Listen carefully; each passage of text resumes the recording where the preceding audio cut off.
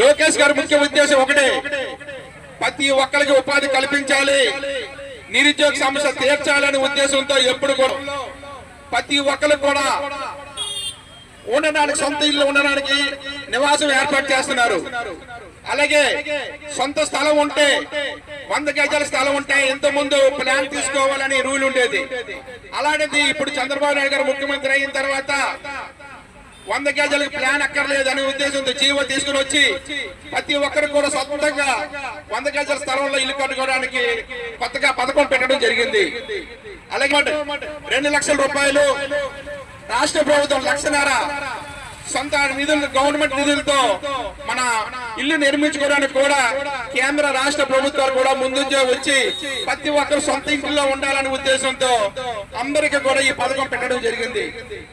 చంద్రబాబు నాయుడు ముఖ్యమంత్రి అయిన తర్వాత దీపం పథకం సంవత్సరానికి 3 సిలిండర్లు ఫ్రీ అని పెట్టడం జరిగింది. అది అమలు జరుగుతుంది కూడా. చాలా మంది కూడా డబ్బులు పడలేదని చాలా మంది బాధపడుతున్నారు. అది కొద్దిగా సమస్యల వల్ల ప్రతి ఒక్కరు కూడా పడుతున్నాయని కంగారు పడద్దని మీ అందరికీ తెలియపరచుకుంటున్నాను.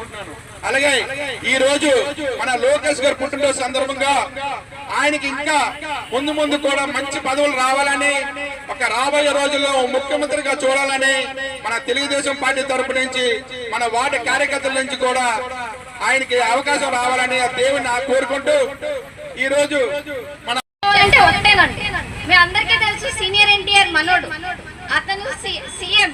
అంటే వాళ్ళకి చాలా డబ్బు ఉంది, ఆయన అమెరికాలో చదువుకొని వచ్చాడు. అలాగే వాళ్ళ తండ్రి కూడా సీఎం.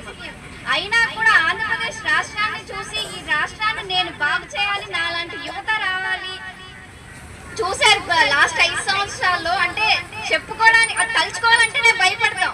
5 సంవత్సరాలు అంత ఘోరంగా ఉంది ప్రభుత్వం. కానీ ఆయన నారా లోకేష్ గారు వచ్చి ఎంతో కష్టపడ్డారు, ఎన్నో వేల కిలోమీటర్లు నడిచారు. ఈ రోజు ఆయన చాలా మందికి ఉదాహరణగా తీసుకోవాలి, చాలా మంది ఇన్స్పిరేషన్ గా తీసుకోవాలి ఫస్ట్. ఎందుకంటే మనం ఏదైనా బిజినెస్ చేసి ఫెయిల్ అయితే మనం ముందుకు వెళ్ళలే, ఆగిపోతాం. కానీ డబ్బున్నా, చదువున్నా అన్ని ఉండే నాయకుడిగా నిలబడి నేను ప్రజల్లో ఉంటే ప్రజలు బాగుంటారు, ఆంధ్రప్రదేశ్ రాష్ట్రం బాగుంటుందని ఆలోచించి ఆయన ముందుకొచ్చి మనకి ఇప్పుడు ఆయన మనం గెలిపించాం. చాలా ఆనందంగా ఉంది.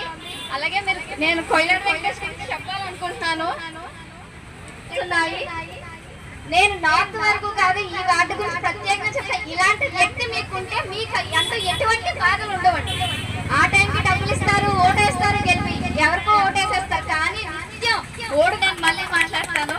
ఇంత గొప్ప కార్యక్రమాలు పిలిచినందుకు థ్యాంక్ యూ అండి అందరికీ.